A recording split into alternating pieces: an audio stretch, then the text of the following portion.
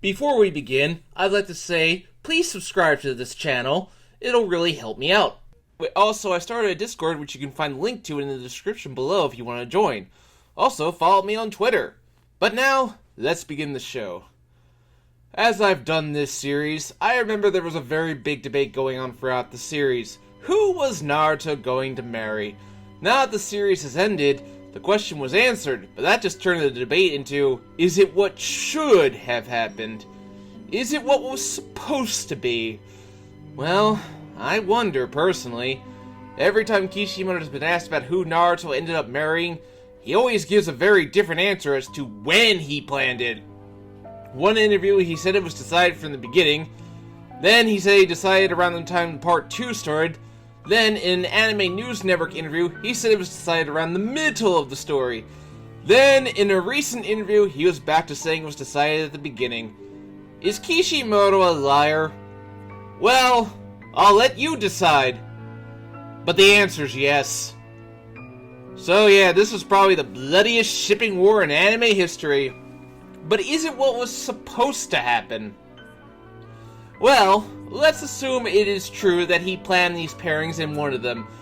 Well, let's just say that's not the same as planning how to get there, and in that regard, Kishimoto was lazy. As I've repeatedly stressed throughout my series of reviews, Kishimoto is not a very good planner. If he was, the war arc wouldn't have been garbage, but I digress. But really, the heart of the matter is this girl, Hinata. In my analysis of the series, I barely mentioned her, and that's because she's barely in it.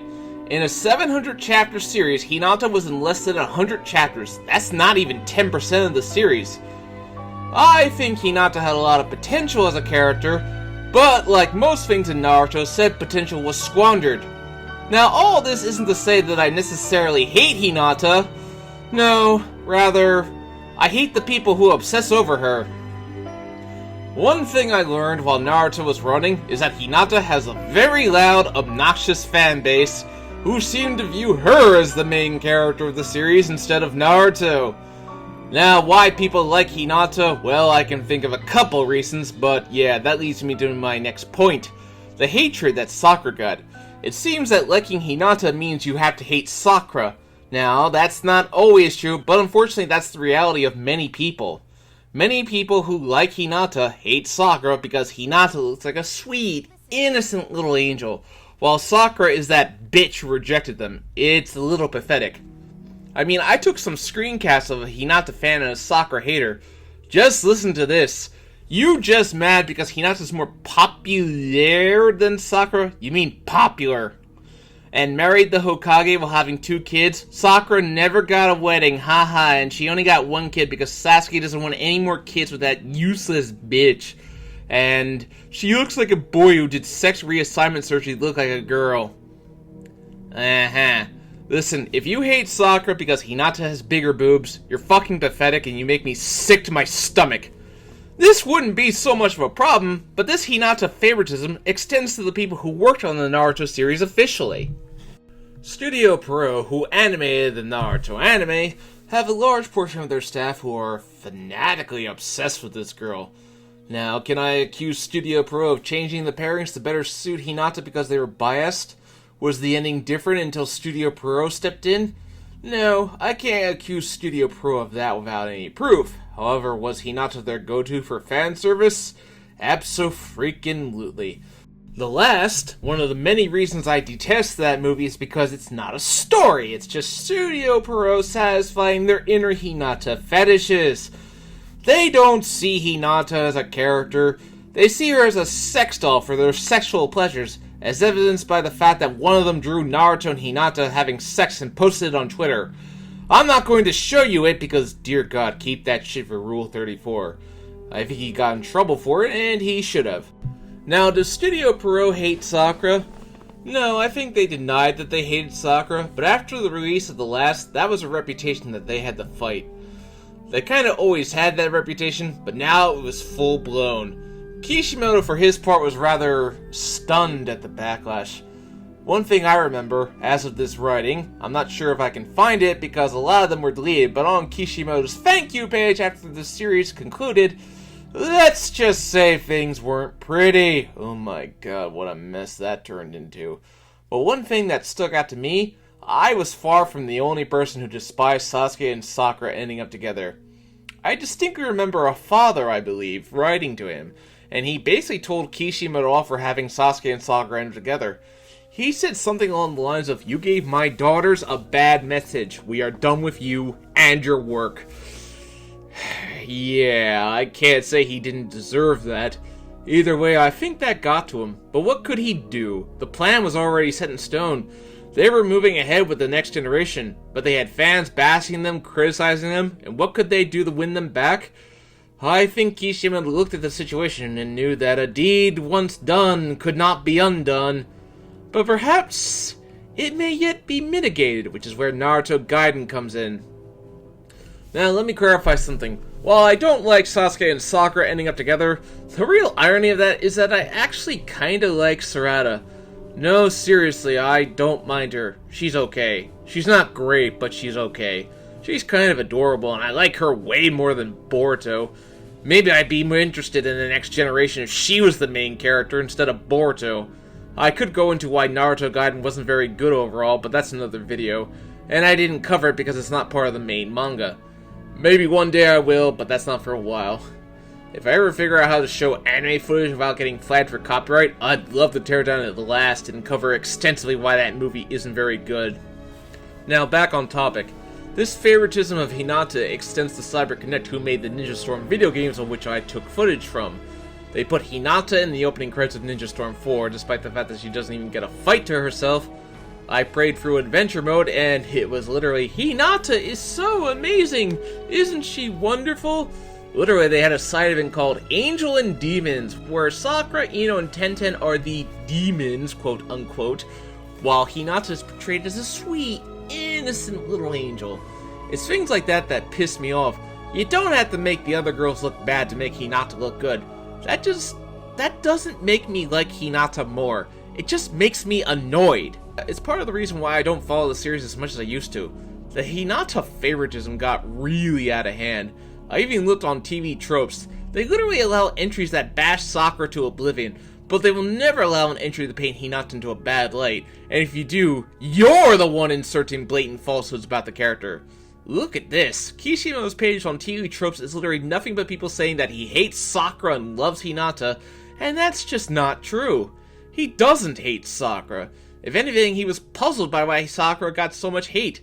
So he thought of how to raise her popularity, and he focused on drawing her pretty. Ugh. Yeah, that's a little suspicious to me. He knew Sakura got a lot of hate, but yet he didn't know the reason why? I'll tell you straight up, my only problem with Sakura is her stupid obsession with Sasuke, as I've repeatedly stressed, but other than that, she was fine. Unfortunately, she ended up marrying her would-be murderer and abuser. Now, let's look at this objectively. Do I believe Kishimoto wanted a Naruto and Sakura ending instead of what we got? There is some evidence that that's how things were going to go, but then plans changed. When and why is the question. At the beginning of the story, in Chapter 3, when Naruto is disguised as Sasuke to Sakura, he compliments Sakura on her forehead. That seems like a Chekhov's gun that was never fired. At the end of the story, Sakura has to find out that that was really Naruto, but she does not, which is a failure on Kishimoto's part. Here's the thing about Shonen Jump. They may tell stories, but they are also a business, and what makes money for everyone is how many toys they sell, which is the purpose of everything ever made. I'm a Transformers fan, and part of being a Transformers fan is acknowledging that Transformers fiction exists so Hasbro can sell toys. The original cartoon was literally a 20-minute toy commercial, and if I ever did a Transformers retrospect, I'd be in it for the long haul. What I suppose I'm getting at here is that it takes a long time to get a loyal and devoted fan base, and then it takes only one thing to shatter that fan base and divide it completely. What happened to the Naruto fan base after the ending is kind of similar to what happened to Star Wars when The Last Jedi came out. That's all I'm gonna say on the matter, because holy shit, some of you people really need to get on with your lives. Then again, I guess I'm in no position to call out people who are doing Rise and Fall of Star Wars because, I'd be a huge fucking hypocrite if I did, but that's another matter. The last was, from what I've heard, Japan hated the movie. Many reasons why. A big reason was the movie's false advertising. Before we even knew what the movie was about, they sold 3 pre-sale tickets. The 3 characters who were advertised were Naruto, Sasuke, and Kakashi, and I can tell you, 2 of those characters are barely in the movie. And here's the thing, before we analyze why people were so upset with the last, it's time for some history. Before Naruto's conclusion, for years, Naruto and Sakura was not treated like it was the red herring pairing in Japan, it was treated like it was the golden pairing. Whoever was responsible, they played it up like it was something that was meant to be. The parallels were definitely something to be noted, particularly Minato and Kushina, which was absolutely meant to be a Naruto and Sakura parallel. There are 2 things that make up Naruto lore, Naruto Sasuke parallels and Naruto Sakura parallels. One of the themes of the story is that relationships repeat themselves throughout the generations. Yet, that didn't apply here for some reason. It's also most telling with the Naruto and Obito comparison. Kishimoto went to great lengths to compare the 2. The most obvious was how Obito's love for Rin was a parallel to Naruto's love for Sakura, and now it's completely inaccurate. Also, Kushina's dying wish was for Naruto to find a girl like her, who Minato more or less confirmed was Sakura. Why was that dying wish not honored? Yeah, more on Kushina in a minute. On the other end of the spectrum, there was also some evidence of things not going this way. In chapters 539 and 540, Sakura is stalked by random love letter fodder, and Sakura turns him down because she already likes someone, and you'd think he would have left it ambiguous, but nope. Next chapter, he confirmed it was still Sasuke. I've already talked about how little sense it makes for Sakura to still love him at this stage. People ask, why does Sakura love Sasuke? A better question is, why the hell should she? Kishimoto's own logic to the situation was that Sakura should not move on from Sasuke lest she be a terrible woman. Yeah, in an abusive relationship, it'd be Sakura's fault for not moving on? Makes perfect sense. Now, I'm going to talk about Neji real quick. Neji's story in part 1 was great. He was part of an oppressive family. His entire fate, he wanted to fight against it. He was fought up to do nothing but die. When asked why he killed Neji, he basically admitted, to make Hinata into Naruto's heroine, I had Neji die so Naruto would go closer to Hinata. Neji died as a cupid. Yeah, there you go. Neji didn't die because it would be a good ending to his character, but to force Naruto into marrying Hinata. Neji should be the page picture for die for our ship because that is literally what happened. Ultimately, I thought the point of Neji was that he was going to change the Hyuga clan for the better with Hinata, but by showing panels of Neji's grave, the underlying message is ultimately that the Hyuga clan didn't change for the better. Naruto failed that promise. The whole situation got muddy when in July 2012 the film Road to Ninja was released, which was very much a pro-Naruto Sakura movie, so why was that movie followed up with something like the last, which was in favor of Naruto and Hinata? Well, that leads credence to the idea that Studio Pro was just as divided on this issue as the fans were. Now here's the thing about Shonen Jump and popularity. Popularity makes the world go round in Shonen.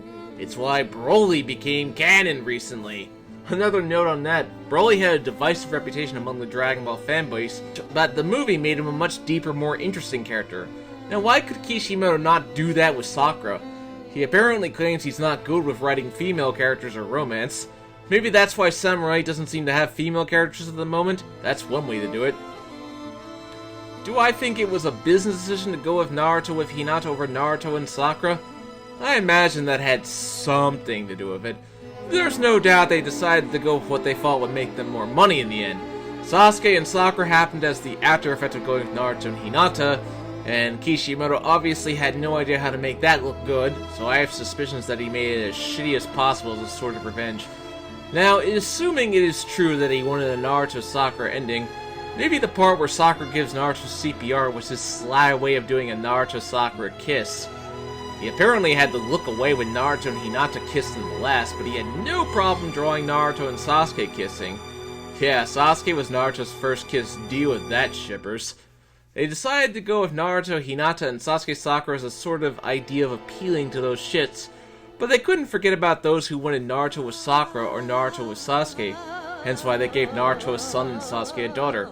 This way they could say, hey, look, Naruto Sakura and Naruto Sasuke shippers, their kids might get together!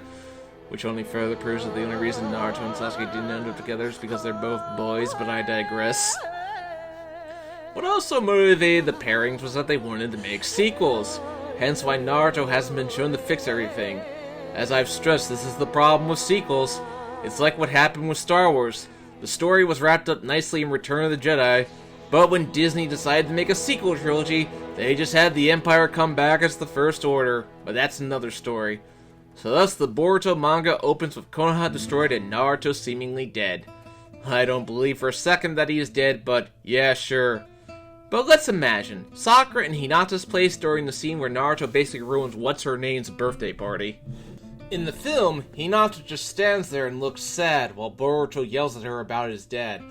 But if Sakura was in Hinata's place and Naruto did something like this, she would probably have gone over to Naruto herself and just said, "Hey, cut that shit out!" Yeah, problem solved. The reason why I think Sakura probably should have ended up with Naruto instead of Sasuke has to do with a lot of basic ideas. Around Naruto, Sakura can act like herself. Every time she's with Sasuke, she reverts back to a fragile flower. For example, the part where she asks what's going on and he's cold to her, instead of doing anything constructive, she just stands there and acts like a kicked puppy. This leads me into the part where Sakura wakes up while Naruto and Sasuke are fighting. This is why I have such a problem with Kakashi. He should have done something about Sakura throwing herself at Sasuke. Sakura needed a moment where she put Naruto before Sasuke. Kakashi should have sat Sakura down and asked her some hard questions. Why do you love Sasuke? He has treated you poorly. He clearly doesn't return your feelings, so you need to focus on something that makes you happy. Who makes Sakura happier? I think it's Naruto. She smiles around him. She acts like herself around him. As for Hinata, well, yeah, there was the love confession, which Naruto didn't acknowledge in any way for the rest of the series, oddly enough. The last explanation for why he didn't respond was because he didn't know the difference between loving a person and loving food was really stupid. Based on his expression, yeah, he knew damn well what she meant. Yet another reason I despise that movie. Honestly, when Sakura hugged Naruto, Hinata had a very interesting expression. It's obvious she wasn't entirely happy, but if Naruto and Sakura did end up together, I think Kishimoto would have had Hinata be happy for them. As for what to do with Hinata, well, I think a better ending for her would have been to show that she took over the Hyuga clan and then freed Neji from his curse and they ruled the Hyuga clan together, making for a much better ending to that plot than, "Oh hi, Neji's grave! Here's my daughter who was born because you died, thank you!" But on to other matters. What about Kushina, Naruto's mother? Well, in February 2014, when Kishimoto was asked if any characters were based on people he knew in real life, he said that Kushina was based a little bit off his wife. Then, just before the last was released, Kishimoto said that Kushina was a red herring. I find that suspicious. What was also really telling was in October 2015, Kishimoto was interviewed by Anime News Network while he was in New York. Kishimoto mentioned that his own wife was upset that Naruto didn't marry Sakura. In fact, she complained quite vehemently. He tried to defuse the situation by assuring her that she was based on Hinata, but the truth of that was that he was bullshitting her to try to calm her down. The interviewer pieced 2 and 2 together, that his wife was like Sakura, and that was really telling to me. That would seem to suggest that it was a case of outside pressure and lack of commitment by Kishimoto. That paints everything into a darker picture. See, the truth may be that Sakura wasn't just some girl he planned into the story. No, she was his wife. And he abandoned her, left her to rot. He lost his belief in everything. He stopped caring about his story. The series may have ended in 2014, but mentally Kishimoto had already exited the series long before that. When the series began, when Naruto expresses his dismay at the ninja system and how he wouldn't appeal to the system and be a ninja in his own way, you could look at that as Kishimoto being a young, aspiring artist seeking to challenge the Shonen Jump system, and to put it bluntly, he lost. Shonen Jump responded to the backlash by trying to say that Sasuke and Sakura were always meant to end up together. I remember there was a commercial that had Sakura express anger how Hinata was now the heroine instead of her. Recently, there was a picture of Naruto's bonds, and guess who wasn't pictured? So they've pretty much just erased Sakura from everything. In fact, they seem outright proud of it. She's also the only member of Team 7 not in Jump Force. Although, I haven't played the game as of this recording, but maybe that's a good thing based on what I've seen of that game. The last was hyped up to be a movie about Naruto and Sakura's parting and Naruto and Hinata's coming together. That they would go their separate ways after the movie? But I thought that wasn't what Naruto was supposed to be about. It was supposed to be about treasuring your bonds. Yet it made a lot of people think that their bond was destroyed. The way they worded it made it seem like Naruto and Sakura would never be friends after the movie. You know what? Fine. After the movie, they're not friends anymore. Am I overreacting? Probably. But that's how I see it. After the last, Naruto and Sakura are no longer friends, and might as well never have been. In the end, really what I think happened is this. For a series that preached never give up, love over hatred, outside, behind the scenes, it was hatred that won. Those people who hated on Sakura got everything they wanted. Liking Hinata is fine, but let me stress something. Hinata's gain should not have been at Sakura's expense, and it felt like it was. The fan base was forever divided by the ending of the last. Ironic for a series that preached about bonds with people you know. While certain people were happy about the conclusion, others were not so happy, and betrayed and slapped in the face, and they may never win that trust back. Maybe Kishimoto was just guilty of, ironically enough, not understanding people. The whole thing now serves as a lesson of how sometimes some ships don't sail, but maybe sometimes they should have.